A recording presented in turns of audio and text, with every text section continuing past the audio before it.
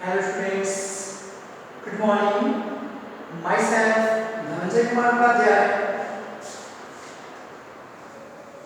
and today we will continue our chapter number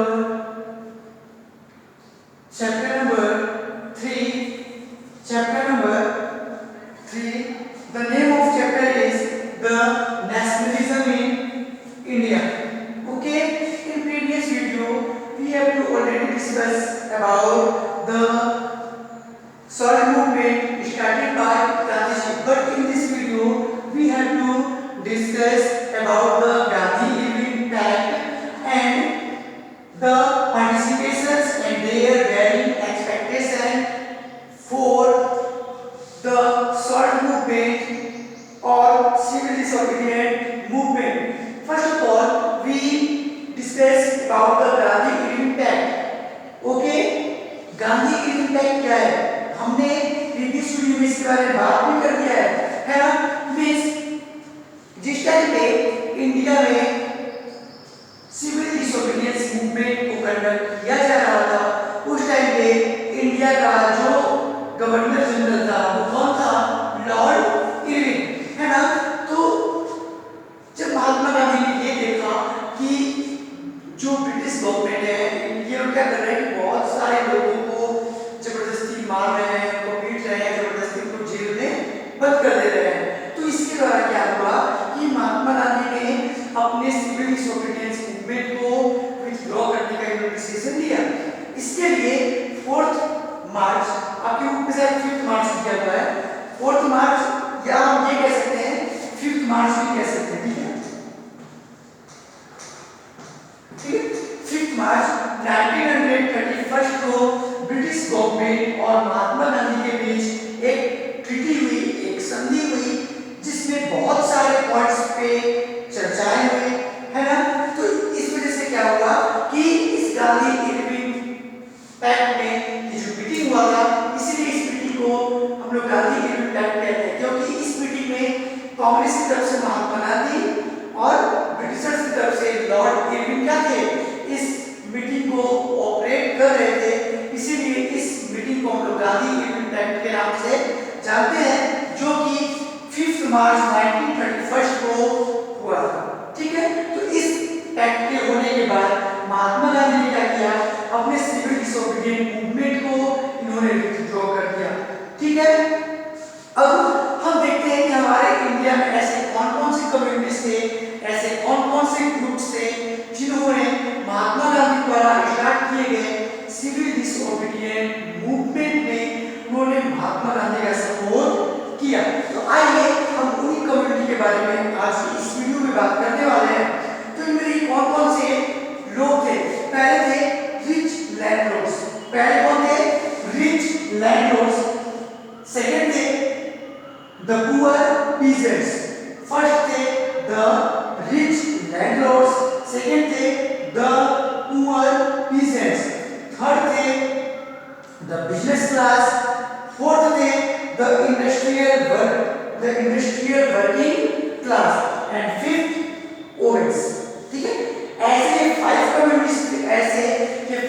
communities थे जिन्होंने civil disobedient में participate किया।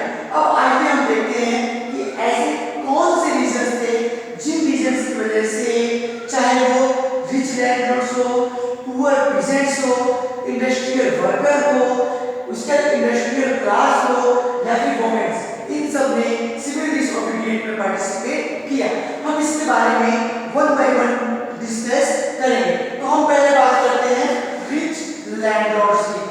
रिच लैंडलॉर्ड्स में क्या था कि गुजरात के एरिया में पाटीदार, ठीक है, पाटीदार कहां पे थे ये लोग? गुजरात में। और जाट कहां पे थे? यूपी में, ठीक है, मिस उत्तर प्रदेश में।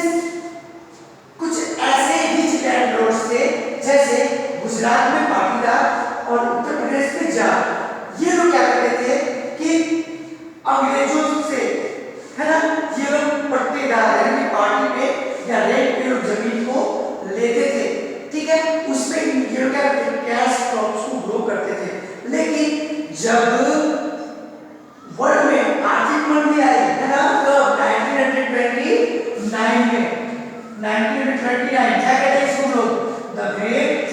डिप्रेशन, द ग्रेट डिप्रेशन,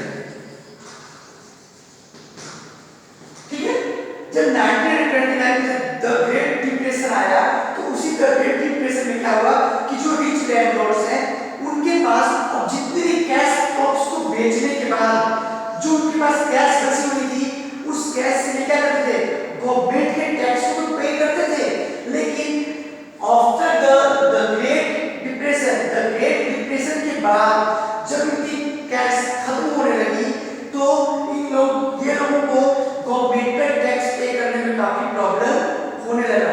तब इन लोगों को ऐसा लगा कि हम लोग अंग्रेजों का ये जो हाई टैक्सेशन है उसको हम लोग पे नहीं कर पाएंगे। इसीलिए उन लोगों ने क्या किया कि महात्मा गांधी के थॉट से मोटिवेट होकर के उन लोगों ने महात्मा गांधी के साथ मिलकर सिविल डिसोबीडियंस में पार्टिसिपेट किया। बट जब गांधी इम्पैक्ट खत्म हुआ 1931 में गांधी इम्पैक्ट के खत्म होने पे क्या हुआ कि इन रिच लैंडलॉर्ड्स के लिए कोई भी डिसीजन नहीं लिया। तब रिच लैंडलॉर्ड्स ने दोबारा जो 1932 में 1932 में जो मूवमेंट शुरू हुई उस मूवमेंट में रिच लैंडलॉर्ड्स ने पार्टिसिपेशन करने से मना कर दिया। ठीक है, चलिए सेकंड देखते हैं द पुअर पीजेंट्स। ठीक है, जो रिच लैंडलॉर्ड्स थे इनका क्या था, ये तो कैश क्रॉप्स को बेच के अपने अपने टैक्स को पे कर सकते थे।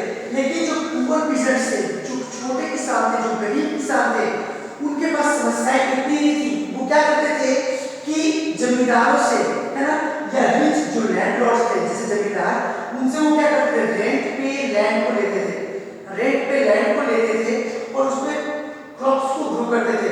लेकिन जो द ग्रेट डिप्रेशन के बाद जब वर्ल्ड में द ग्रेट डिप्रेशन आया तो पुअर जो पीजेंट्स थे ये भी अंग्रेजों के द्वारा जो लगाया गया हाई टैक्सेशन था उसको पे करने के लिए क्या हो गए, असमर्थ हो गए, है ना। इनके पास उनकी क्षमता इतनी नहीं थी कि वो अंग्रेजों के टैक्स को पे कर सके। इसलिए उन्होंने अंग्रेजों के खिलाफ आवाज उठाने की बात सोची। ठीक है, जो पुअर पीजेंट्स थे वो चाहते थे कि वो कांग्रेस के साथ मिलकर महात्मा गांधी के सिविल डिसोबीडियंस मूवमेंट में पार्टिसिपेट करें। कुछ पुअर पीजेंट ने पार्टिसिपेट किया, लेकिन जो कांग्रेस है, कांग्रेस चाहती थी कि अगर हम कांग्रेस का ऐसा मानना था कि अगर हम छोटे किसानों की बातों को मानकर इनको सिविल डिसोबीडियंस में पार्टिसिपेशन देते भी हैं तो हमसे जो रिच लैंडलॉर्ड्स है, जो जमींदार ग्रुप है, वो नाराज हो जाएंगे। तो कांग्रेस ऐसा नहीं चाहती थी कि रिच लैंडलॉर्ड्स उनसे नाराज हो जाए। इसीलिए उन्होंने पुअर पीजेंट्स के फेवर में कोई भी डिसीजन नहीं लिया। और धीरे धीरे अब क्या हुआ, ये जो पुअर पीजेंट्स है ये भी कांग्रेस से उन्होंने डिस्टेंस बनाना शुरू कर दिया। ठीक है, नेक्स्ट है हमारा द बिजनेस क्लास।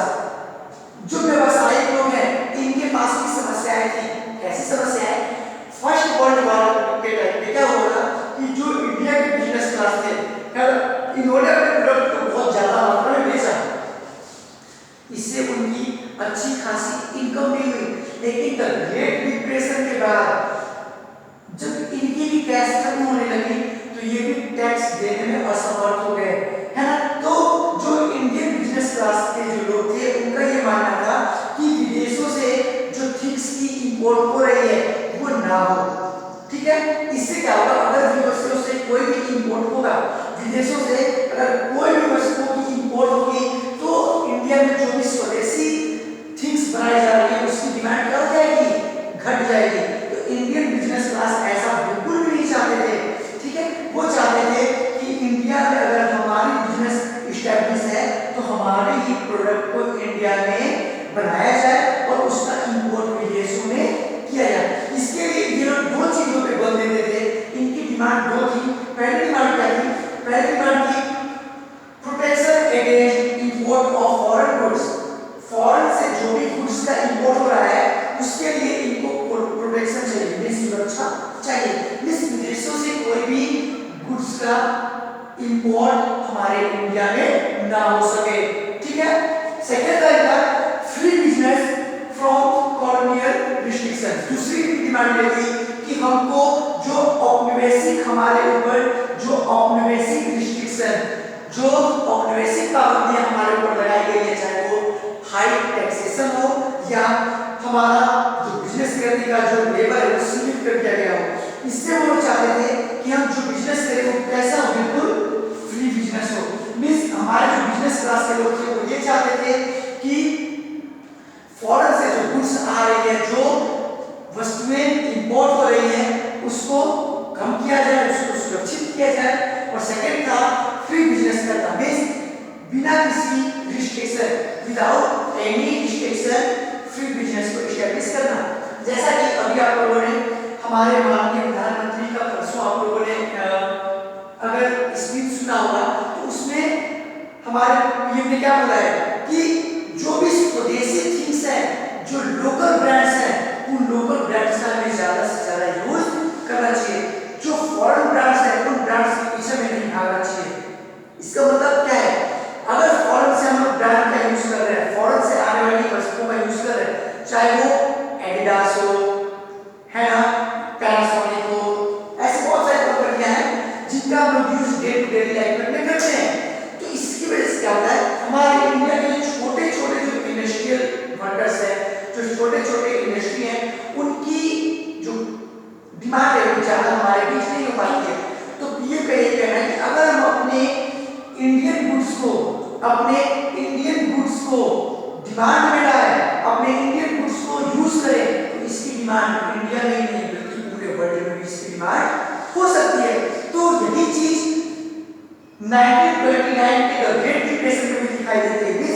हमारे बिजनेस क्लास लोग ये चाहते थे कि इंडियन जो गुड्स है उसकी डिमांड बढ़े, उसकी ब्रांडिंग बढ़े और विदेशों में इनका एक्सपोर्ट हो, जबकि विदेशों से कोई भी गुड्स हमारे इंडिया में इंपोर्ट ना हो सके। इसके लिए पुरुषोत्तम दास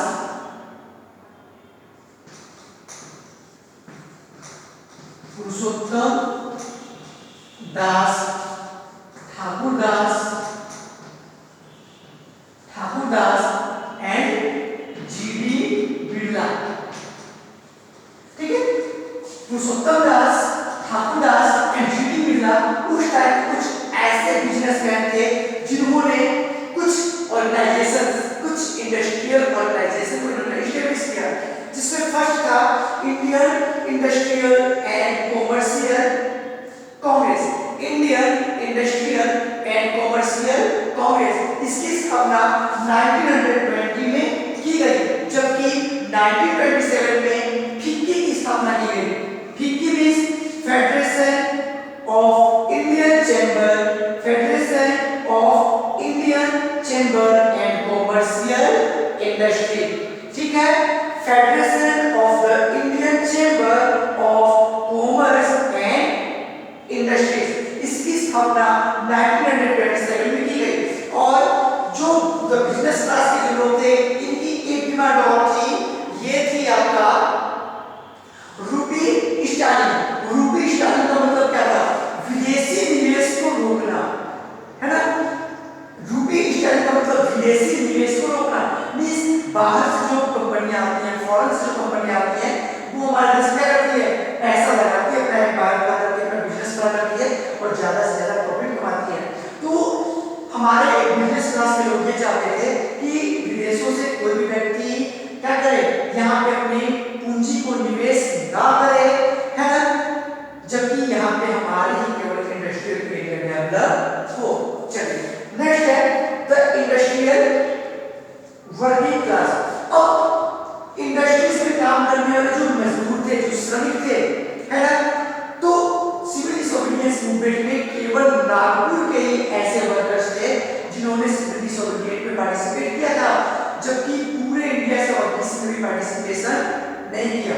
खाली नागपुर के जो श्रमिक थे, जो मजदूर थे, जो लेबर्स थे, उन्होंने ही सिविल डिसोबीडियंस में पार्टिसिपेट किया था, ठीक है। क्यों किया था, इसके पीछे रीजन क्या था, उनको कम सैलरी दी जाती थी, जिससे उनकी मुसीबतें काफी बढ़ गई थी, है ना।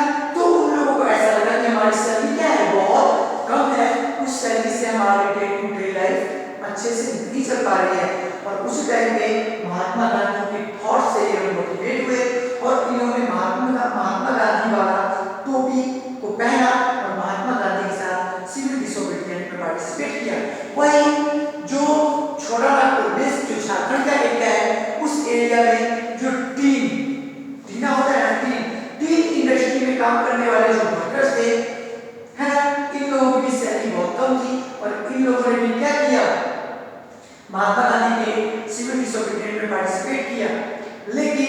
जैसे जैसे रिच लैंडलॉर्ड्स कांग्रेस के नजदीक आने लगे, जैसे जैसे कांग्रेस और रिच लैंडलॉर्ड्स का डिस्टेंस कम होना शुरू हो गया, वैसे वैसे जो इंडस्ट्रियल एरिया में काम करने वाले जो वर्कर थे, इनका डिस्टेंस कांग्रेस से बढ़ता चला गया।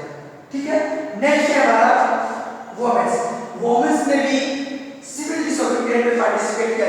जब महात्मा गांधी ने स्वर्ण मूवमेंट की शुरुआत अपने साबरमती आश्रम से दांडी तक की, उस बीच बहुत सारी वोमेन्स ने महात्मा गांधी का सपोर्ट किया। यहाँ तक कि जब महात्मा गांधी किसी जगह पे हॉल्ट करते थे, किसी जगह पे रुकते थे, तो बहुत बड़ी संख्या में महिलाएं एकत्रित होती थी और महात्मा गांधी की स्पीच को बड़े ध्यान से सुनती थी। और जो स्वराज है, मींस जो इंडिपेंडेंसी है या जो कंप्लीट स्वराज है, उस कंप्लीट स्वराज के स्पीच को और थीम को समझने की कोशिश करती थी। लेकिन महात्मा गांधी की थॉट ये थी कि महिलाएं भले ही हमारे साथ सिविल डिसोबीडियंस में पार्टिसिपेट कर रही हो, बट महिलाओं का काम केवल एक ही है।